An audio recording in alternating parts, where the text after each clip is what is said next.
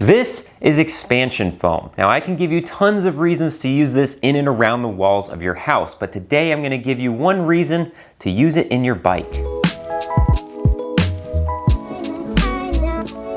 And that reason might not even turn out to be a good one. This video might actually just be an advisory on what not to do with the RTR swing arm. But why are we even considering this in the first place? If you have an RTR or an RTR Lite like this one, then you know exactly why, but for those that don't,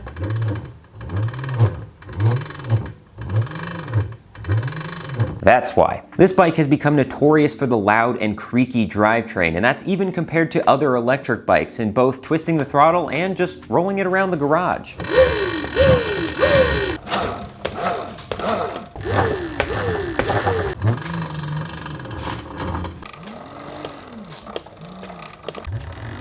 I mean, it's nothing compared to the equivalent gas-powered bike, that much is obvious.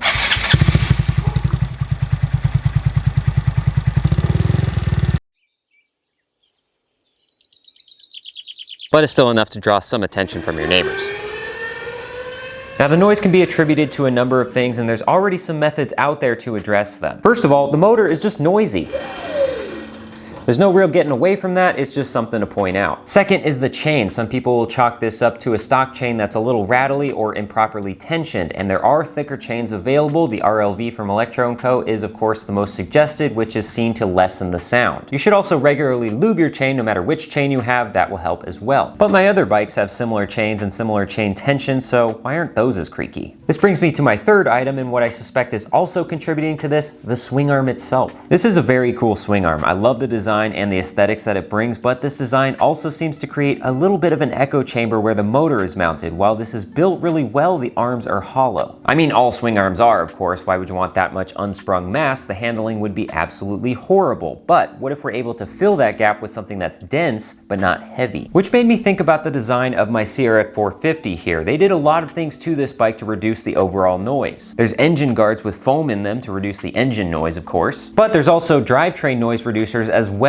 like rubber on the sprockets, both front and rear, and foam in the swing arm. And this might not add up to too much. I don't really know what the impacts of this having foam in the swing arm does to actually lessen the noise or deaden the sound, but if Honda's willing to try it, then let's do something. Time to find out.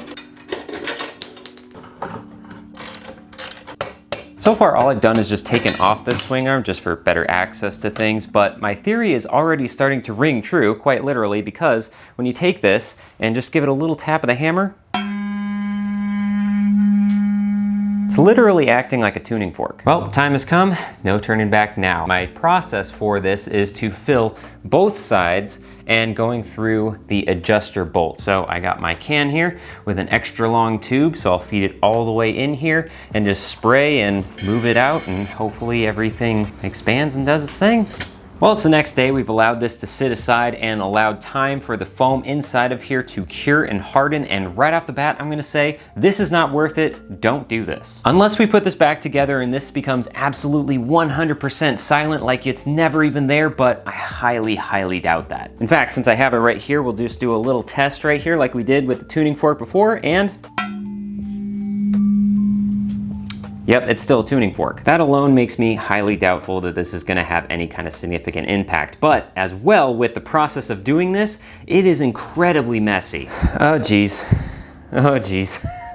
This is getting out of control. So I guess one tip would be, if you are really gonna try doing this, remember that a little bit goes a long way. It also doesn't help with how absolutely ridiculously sticky this is. It took easily like 2 hours to clean off all of this excess. And I tried all sorts of things. I tried hand soap, I tried Goo Gone, I tried Simple Green, but I found that the most effective thing, which actually does dissolve expanding foam, is gasoline. Who knew that gasoline would be so effective in a video about electric bikes? But since we got everything relatively cleaned off, at least for video's sake, we could put this swing arm back into the bike, attach the motor, attach the wheel, and see if this does absolutely anything. Well, I can say right off the bat, from just riding it around, it's really no different. However, when you're riding around, primarily it's the motor that's making the noise, and that you can't really do much with. But What about when it's rolling around in the garage? Is there any difference there? Thankfully, I did some before testing so we can compare to it now, and I brought a bit of science to it with the decibel-o-meter here so we have some numbers. How many of you are old enough subscribers to remember when this was used last? So I strapped this to the frame in the exact same place before and after foaming to see if there's any drop in decibels.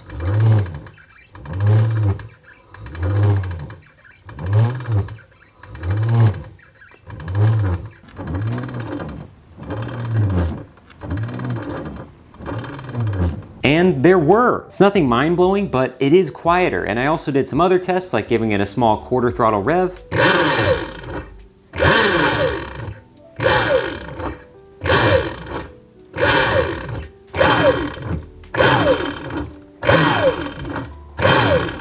Which has no change on the decibel level. That much is obvious because it's picking up the motor at that point, but it's when you let off and see that afterwards, it dies away so much quicker.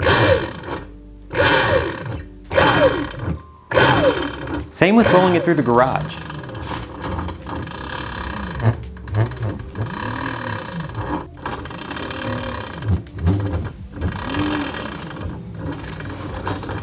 It's noticeable that the drone is cut down. It still has that groan when you move it around, but once the movement's done, it's gone. The sound is deadened. Even looking back at the footage when I struck it with the hammer, the first time when I hit it, it rattles a little bit before calming down.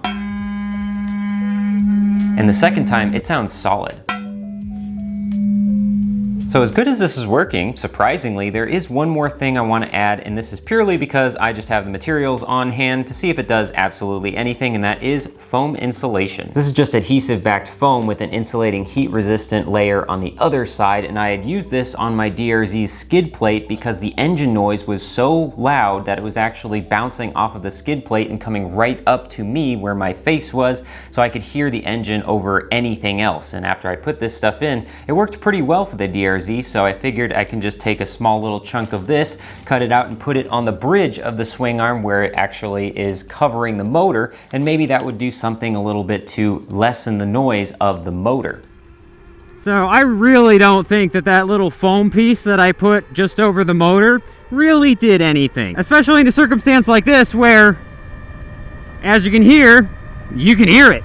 Although as I'm riding it around, I am noticing that there is one piece of that puzzle in the noise that this bike makes that is missing. You can kind of hear it when you go from a stop like this and a takeoff. I'll do it again right here, but all you hear is motor noise. No creak, no rattle, no groan, nothing, just motor noise. I can't be certain because that would require pulling a lot of things apart that I don't want to do right now, but I have a feeling that if you took off everything and just had the motor spinning in the swing arm rather than it's connected with the chain, it would kind of sound the same. And so now I'm trying to think, could I do more? What else could I do? I really don't think there's anything else you can do unless Electro Co comes out with some kind of motor that's a whole lot quieter. It sounds really good on a takeoff though. That is pretty impressive.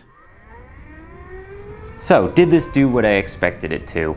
Yeah, I wasn't expecting this to work at all. I mean, I started this video saying as much. And let's be real, this is no miracle cure. It's not going to eliminate all noise whatsoever, but I did want to tamp down on that infamous RTR groan, and that's exactly what it did. And as far as cost goes, a can like this can be gotten for $5 at any given Home Depot, and that's exactly what I did. And I guess we need to add that to our total running cost of all the mods on this bike. So now with the swing arm done and the Supermoto wheels that we did last time, the total is now up to $181.52, which gives us a lot more room left still in our budget, and that's of course because we haven't gotten to the big performance items, but I think I'm ready to get to one big piece of that puzzle next time we see this bike. There is also the cost of time and effort to get all this done though. There's removing the swing arm, filling the swing arm, and cleaning up the mess that you are guaranteed to have. Arguably that's all a lot greater in cost than just the $5 you're going to be spending on this can here, but now that I've done it, I know what to do, and most importantly what not to do, and hopefully you do too if you're going to be trying this yourself. I really didn't think I'd end a video with this sentence, but all things considered, highly recommended.